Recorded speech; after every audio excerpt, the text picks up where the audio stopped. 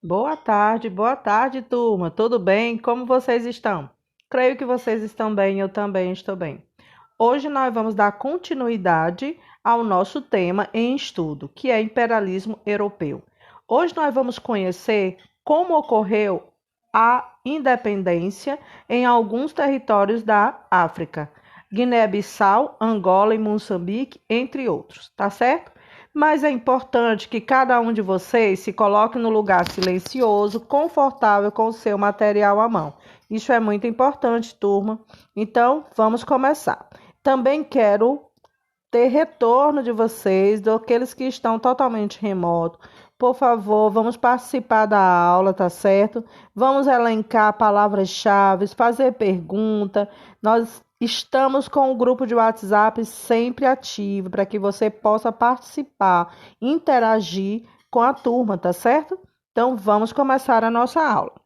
Primeiramente, vamos conhecer como esses territórios, a qual país eles pertenciam, tá certo? Os portugueses dominavam algumas regiões africanas desde o século XVI, durante o período das grandes navegações. Os territórios que hoje correspondem a Angola e Moçambique, por exemplo, eram utilizados pelos portugueses como centro fornecedores de escravizados, trazidos principalmente para trabalhar nas lavouras e nas atividades de mineração no Brasil. Esses povos, entretanto, sempre lutaram contra a exploração que sofriam e no século XX alcançaram sua independência em relação aos portugueses. Ou seja, Angola e Moçambique acabavam sendo um entreposto, onde lá era vendido, por assim dizer, os africanos escravizados para serem trazidos para o Brasil. Nas regiões de Guiné-Bissau e Cabo Verde, o sentimento nacionalista e contrário aos colonizadores lusitanos era forte. Amilcar Cabral foi o líder do Partido Africano para a Independência de Guiné-Bissau e Cabo Verde. Criado em 1956, no início, o partido desejava alcançar a independência por meio de negociação. Porém, logo descobriu que seria necessário recorrer à luta armada para obtê-la, como a atuação das guerrilhas. Em 1973, o movimento obteve sucesso e a independência foi oficializada. Ou seja, nós vimos lá no início que os movimentos de independência eles surgem dentro de um contexto. Porém, os países da África, eles tiveram seu momento, conquistaram a sua independência. Cada um desses territórios, desses países, eles tiveram a sua independência de maneira diferente uns dos outros. Alguns com negociações, com acordo, outros com lutas armadas. Guiné-Bissau e Cabo Verde, como vimos aí, foi através de luta armada. Então vamos para a próxima. Em Angola, o movimento pela independência se desenvolveu com o apoio de três grupos nacionalistas: o Movimento Popular da Libertação de Angola, a União Nacional para a Independência Total e a Frente Nacional de Libertação da Angola. A luta armada esteve presente desde 1950 e só terminou em 1975, quando Angola conquistou sua independência. Em Moçambique, a independência também só foi alcançada por meio da luta armada contra as forças portuguesas. Um dos principais movimentos que lideraram os moçambicanos no conflito foi a Frente de Libertação de Moçambique. Também, utilizando a tática de guerrilhas, um longo conflito só terminou em 1975 com a independência de Moçambique. Além de movimentos armados nos locais de dominação portuguesa, foram empregados outros modos de resistência, entre eles a produção literária. Então, eu já convido você para sublinhar a produção literária de caráter contestador e de denúncia, greves de trabalhadores e também práticas de desobediência civil, como a recusa em pagar impostos. Você já percebe aí que os países em que os portugueses eles eram o país colonizador, Guiné-Bissau, Angola e Moçambique, eles acabaram entrando com portugueses. E agora nós iremos conhecer como Saara Ocidental e Guiné Equatorial se tornaram independentes. Nos territórios das antigas possessões espanholas, olha só, o fim do domínio dos colonizadores não significou a efetiva aquisição de autonomia política em algumas regiões. No Saara Ocidental, por exemplo, a retirada dos espanhóis em 1974 fez a região ser reivindicada por governantes do Marrocos, da Argélia e da Mauritânia, depois que foram encontrados jazidas de minérios no local. Em 1979, o Marrocos efetivou seu domínio sobre o Saara, no Saara Ocidental. A situação levou uma série de conflitos regionais até que hoje marcam a história da região, até hoje.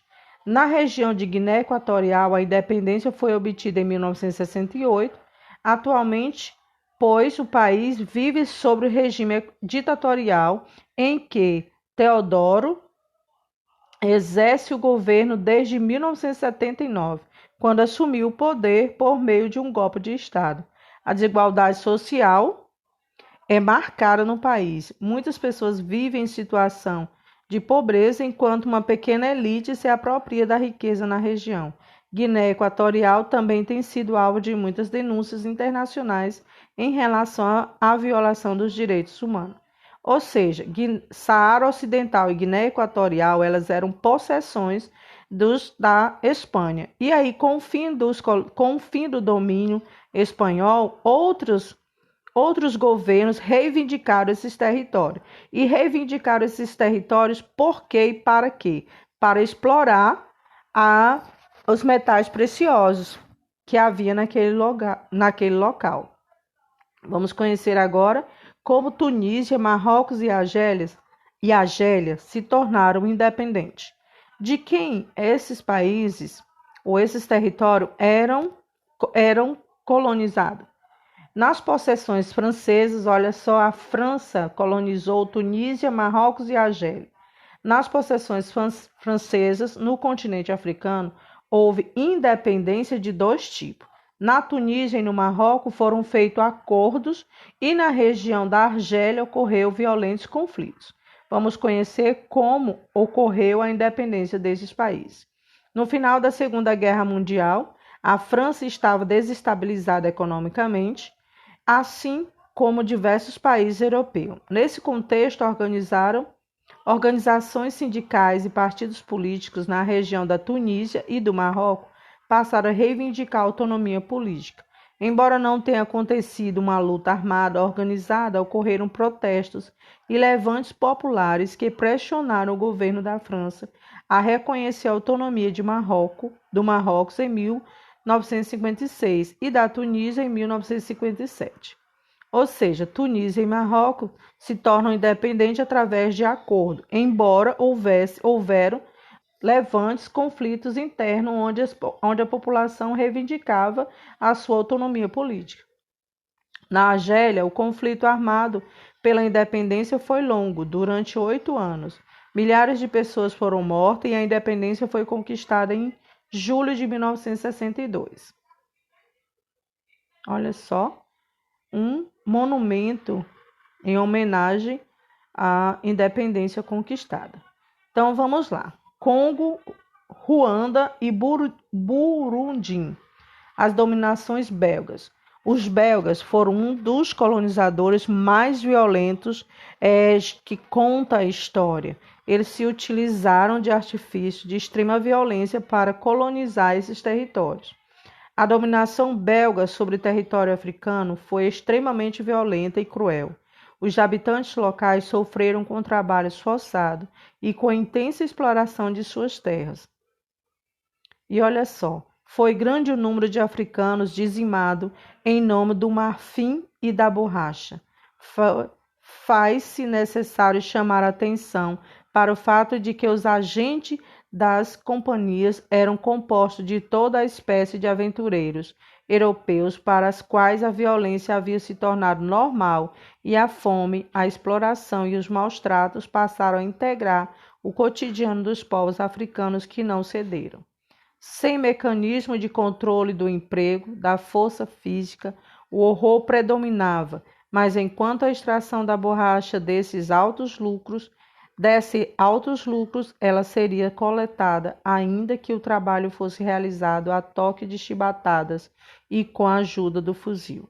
Por isso, o sistema colonial belga foi um dos mais arrebatadores, aterrorizados do continente africano, perpetuando-se durante longas décadas. Predominava a ideia de que a violência subordinava-se a fins de resultados positivos. Os congoleses passaram a reivindicar sua independência por meio da organização de partidos políticos e da mobilização da população. A administração belga tentou desestruturar os movimentos, incitando os conflitos políticos locais entre etnias diferentes. Em 1960, contudo, durante uma conferência em Bruxelas, na Bélgica, sob pressão dos congoleses, a independência do Congo foi reconhecida e os belgas se retiraram da região. Os belgas adquiriram os territórios de Ruanda e Burundi após a Segunda Guerra Mundial, quando a Alemanha perdeu suas colônias ao ser derrotada no conflito. Os acordos de independência desses territórios ocorreram em 1962, com a supervisão da Organização das Nações Unidas, a ONU. E aí nós vimos que as possessões que foram colonizadas pelos belgas, foram os lugares onde a violência imperou durante aquele processo de colonização. Nigéria, Serra Leoa e Quênia. Aqui eles eram possessão ou territórios que foram colonizados pelos ingleses, tá certo? A dominação inglesa no continente africano ocorreu principalmente por meio de intermediação política. Os chefes locais recebiam favores e se mantinham no poder, em troca de seguirem as orientações dos colonizadores. Nas regiões da Nigéria e da Serra Leoa, a independência foi efetivada de modo pacífico por meio de acordo. No Quênia, a situação foi um pouco mais tumultuada. Houve protestos, boicotes e manifestações nos quais muitas pessoas foram presas. Em 1963, entretanto, as forças inglesas não resistiram à pressão dos quenianos e o país conquistou sua independência. África do Sul. E olha só, esses territórios onde quem colonizou foi a Inglaterra, a gente percebeu que o movimento de independência ocorreu de modo, entre aspas, de modo pacífico, entre acordos e negociação. Embora em Ruanda, no Quênia, aconteceu os conflitos, mas foi algo que não chegou nem próximo do que aconteceu em outros territórios. África do Sul. O continente africano foi dominado desde o século XVI por grupos holandeses. No final do século XIX e início do século XX, com a chamada Guerra dos Boeres, os ingleses também adquiriram os domínios da região. Em 1910, foi formada a União Sul-Africana, que passou a constituir parte do Império Britânico. Naquela época, o pequeno grupo de pessoas que constituía a elite de origem europeia tinha os maiores privilégios na região. O restante da população, incluindo negros e indianos, sofreu com a falta de recursos e com a discriminação. Em 1948, a história da África do Sul foi marcada por um trágico episódio: o estabelecimento de um regime de segregação racial, denominado apartheid. Você já ouviu falar desse regime? Apartheid tornou oficiais na África do Sul as leis de discriminação étnica. Negros e indianos, por exemplo, eram proibidos de circular nos mesmos locais que os brancos. Eles também deveriam ocupar bairros separados, não tinham privilégio e viviam sob constante ameaça de cercamento de sua liberdade, de cerceamento de sua liberdade e dignidade. Um dos líderes da luta contra o apartheid na África do Sul foi o advogado Nelson Mandela, 1918 a 2013. E aí nós vamos ver no continente africano o estabelecimento de sistema de separação entre negros e brancos, que recebeu o nome de apartheid, onde ele marca uma página triste da história da África do Sul, onde seus próprios moradores são separados dentro do seu próprio território. Quem foi Nelson Mandela? Nelson Mandela nasceu em uma pequena aldeia na África do Sul. Em parte de sua vida, ele viveu sob o regime do apartheid, sofrendo com as discriminações e com as injustiças de um governo que valorizava apenas elites e a população de origem branca. Mandela formou-se advogado e passou a combater ativamente o apartheid na África do Sul. Seu ativismo envolvia a organização de movimentos políticos, a realização de protestos e a defesa do direito dos negros à liberdade e à cidadania. Por causa de sua atuação política, Mandela foi detido em 1962 e logo em seguida condenado à prisão perpétua. Ao longo dos anos, a pressão internacional e os movimentos políticos da África do Sul conseguiram enfraquecer o apartheid e Mandela foi solto em 1990. Alguns anos depois, ele recebeu o Prêmio Nobel da Paz por sua luta em favor da liberdade dos povos oprimidos por esse regime de separação. Em 1994, se candidatou à presidência da África do Sul e foi eleito o primeiro presidente negro do país. E aí você percebe a trajetória de uma pessoa, de uma autoridade da época, que lutou, foi oprimido, foi preso, foi recluso por conta daquela luta em prol da liberdade do povo africano e por conta daquele que tinha sido ensinado, disseminado por ele, alguns movimentos políticos, mesmo depois da sua prisão, buscou o tempo todo fortalecer aquilo pelo qual Mandela tinha sido preso. Então, quando houve o enfraquecimento e a intervenção de outras instituições para que, por fim, no apartheid, Mandela finalmente é solto e posteriormente é eleito o primeiro presidente negro da África do Sul. Aqui nós temos uma atividade que nos está sendo proposta, tá certo?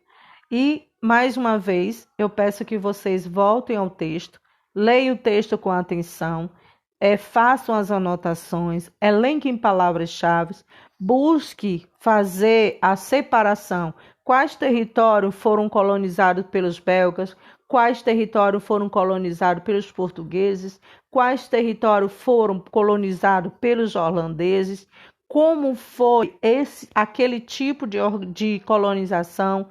Quais foram os meios pelos quais aqueles territórios conquistaram a sua independência?